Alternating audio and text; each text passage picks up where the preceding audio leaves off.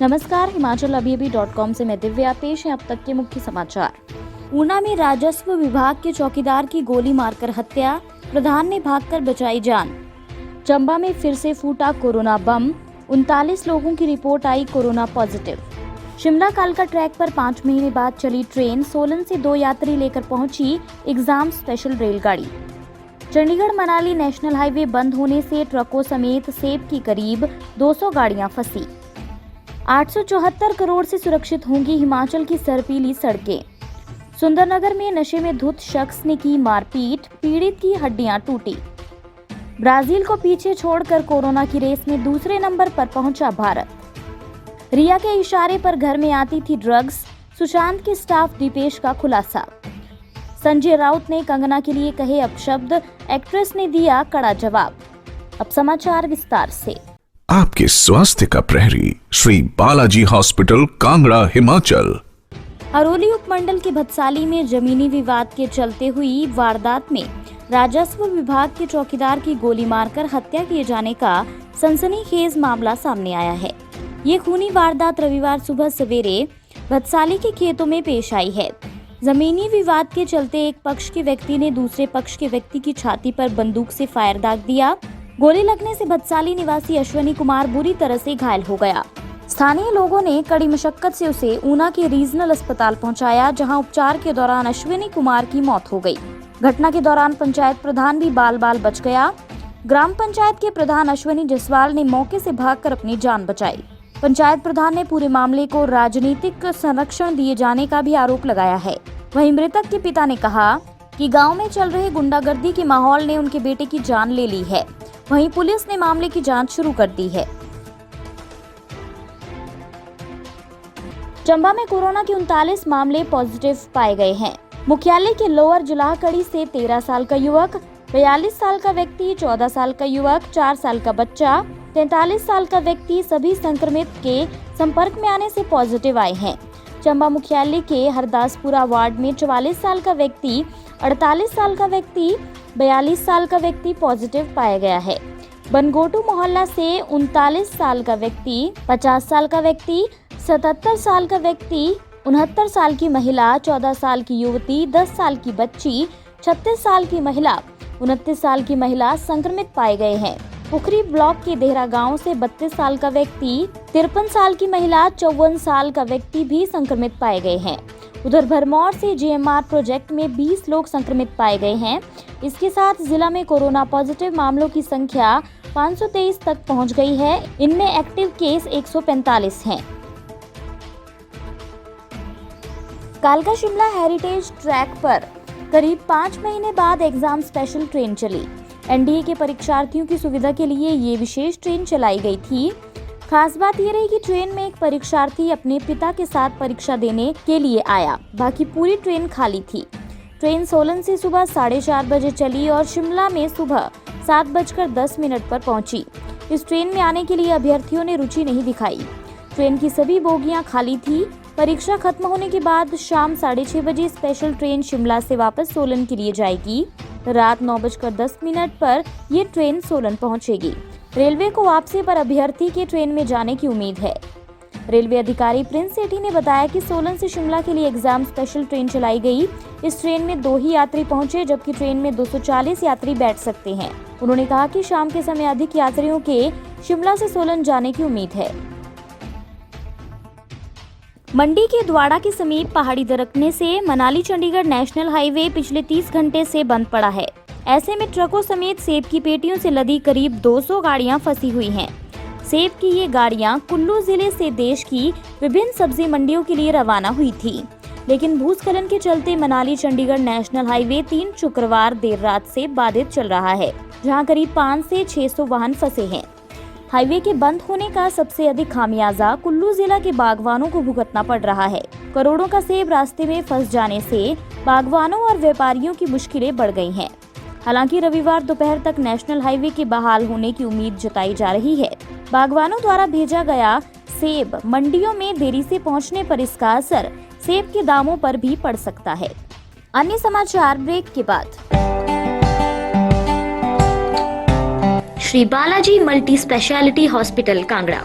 जहां आपको एक ही छत के नीचे मिले बेहतरीन चिकित्सा सुविधाएं, cardiology, laparoscopic, general surgery, neuro surgery, orthopaedics, paediatric, radio diagnosis, urology, gastroenterology, ophthalmology, pathology, medicine, anaesthesia और डेंटल जैसी अत्याधुनिक और बेहतरीन चिकित्सा सुविधाएं, 24 घंटे इमरजेंसी सुविधा, 9 बेड के साथ critical care unit, cardiac monitor और डिफिब्रिलेटर्स, सेंट्रल ऑक्सीजन लाइन और वेंटिलेटर सुविधा।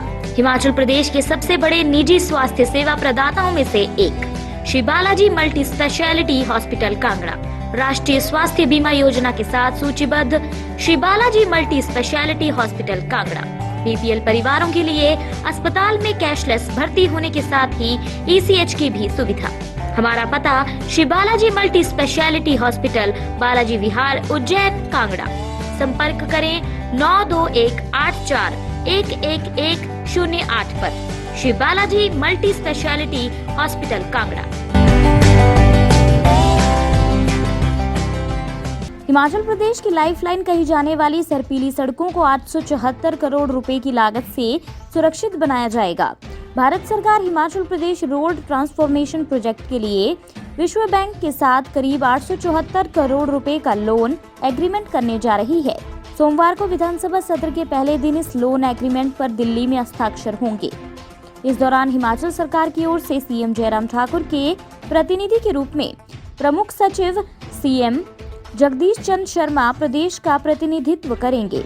3 बार होने वाले इस एग्रीमेंट के पहले हिस्से के पैसे से प्रदेश सरकार सरपीली सड़कों को और सुरक्षित बनाने का काम करेगी। ब्लैक स्पॉट खत्म करने, जरूरी स्थानों और सड़कों को चौड़ा करने का काम किया जाएगा। इसके अलावा सड़कों को उपकरणों से लैस कर अपग्रेड भी किया जाएगा। शर्मा ने बताया कि इस राशि के व्यय पर विश्व बैंक नजर रखेगा और उसके आधार पर ही 2 बार और जरूरत अनुसार लोन जारी करेगा। मंडी जिला के नीरी क्षेत्र में एक 41 वर्षीय व्यक्ति के साथ मारपीट का मामला सामने आया है। मारपीट में घायल व्यक्ति मुनी लाल पुत्र मस्तराम निवासी गांव दड़बा ग्राम पंचायत पौड़ा कोठी के सिर पर गहरी चोट लगी है। वो 2 हड्डियां टूट गई हैं। घायल को परिजन पहले सीएचसी रोहांडा और इसके उपरांत सिविल अस्पताल सुंदरनगर ले गए। घायल मुनी लाल अभी सिविल अस्पताल में उपचाराधीन है। मुनी लाल ने बताया कि उसके साथ पौड़ा कोठी के रहने वाले कमलेश ने मारपीट की है। कटेरू से काम खत्म कर वे गाड़ी से ठीक कर पहुंचा। इसी दौरान उसे नशे की हालत में कमलेश मौके पर मिला। कमलेश ने उसके साथ गाली गलौज की। इस पर जब इसका कारण पूछा तो उसके परिजनों को फोन किया। इस पर कमलेश ने भड़कते हुए मुनी लाल का फोन छीन लिया। आरोपी ने लात घूंसों से उसकी छाती और आंख पर हमला कर दिया और इसके बाद मौके से भाग गया। भारत में कोरोना के मामले बढ़ते जा रहे हैं। लगातार बढ़ रहे मामलों के चलते ब्राजील को पीछे छोड़कर भारत कोरोना संक्रमण के मामले में दूसरा सबसे बड़ा प्रभावित देश बन गया है। केंद्रीय स्वास्थ्य मंत्रालय के मुताबिक शनिवार सुबह तक देश में कुल 40,23,179 मरीज थे। हालांकि एजेंसी के मुताबिक राज्यों के आंकड़ों के आधार पर संक्रमितों की संख्या रात तक 41,831 हो गई, जबकि ब्राजील में 40,93,586 मरीज हैं। अमेरिका में सबसे ज्यादा 64,08,594 लोग संक्रमित हैं। देश में कोरोना के मामले लगातार तेजी से बढ़ रहे हैं। पिछले 3 दिनों में कोविड-19 के मामले एक दिन में 80,000 से ज्यादा आ रहे हैं। शुक्रवार को भारत में कोरोना के कुल मामले 40 लाख के पार चले गए थे। मात्र 13 दिन में कोविड-19 मरीजों की संख्या 30 लाख से 40 के पार पहुंच गई है। सुशांत सिंह राजपूत केस में गिरफ्तार सुशांत के स्टाफ दीपेश सावंत ने रिया के खिलाफ गवाही दी है। बीती रात भर एनसीबी ने दीपेश से सवाल जवाब किए, जिसमें उसने बताया कि घर के लिए रिया के इशारे पर ड्रग्स मंगाई जाती थी। दीपेश की इस अहम गवाही के बाद एनसीबी ने रविवार सुबह रिया चक्रवर्ती के घर जाकर उसे समन दिया। बताया जा रहा है कि एनसीबी ने उनसे पूछा कि वे टीम के साथ दफ्तर चलेंगी या फिर खुद आएंगी। रिया ने खुद आने की बात कही। वहीं पूछताछ में सैमुअल मिरांडा ने भी रिया के ड्रग्स कनेक्शन पर कुछ जानकारी एनसीबी को दी है। साथ ही भाई शोविक ने भी रिया के राज खोले हैं। बता दें कि एनसीबी रिया से ड्रग्स मामले में कड़ी पूछताछ करने वाली है।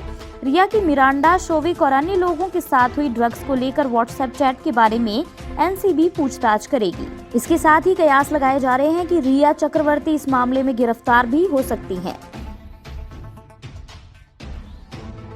बेबाक बॉलीवुड एक्ट्रेस कंगना रनौत और शिवसेना नेता संजय राउत के बीच तकरार बढ़ती जा रही है। दोनों एक दूसरे के खिलाफ बयानबाजी कर रहे हैं और राउत ने तो कई सीमाएं लांघती हैं। राउत का एक वीडियो वायरल हो रहा है जिसमें वे एक चैनल को बाइट देते हुए कंगना को लेकर अपशब्द कहते दिखाई दे रहे हैं। इस पर अब कंगना ने संजय राउत को कड़ा जवाब दिया है। कंगना ने अपने ट्वीट में लिखा, साल 2008 में मूवी माफिया ने मुझे एक साइको घोषित कर दिया था। इतना ही नहीं, 2016 में उन्होंने मुझे एक स्टॉकर कहा और 2020 में महाराष्ट्र के मंत्री ने मुझे अपशब्द कहे हैं। कंगना ने लिखा, इन सभी लोगों ने मेरे साथ ऐसा इसलिए किया क्योंकि मैंने कहा कि सुशांत की हत्या के बाद मैं मुंबई में असुरक्षित महसूस करती हूँ। इस वक्त इनटॉलरेंस डिबेट वॉरियर्स कहाँ हैं? इसी के साथ ये बुलेटिन यहीं समाप्त होता है। अगला रेडियो बुलेटिन सुनिए शाम 7:30 बजे। तब तक के लिए नमस्कार। आपके स्वास्थ्य का प्रहरी श्री बालाजी हॉस्पिटल, कांगड़ा, हिमाचल।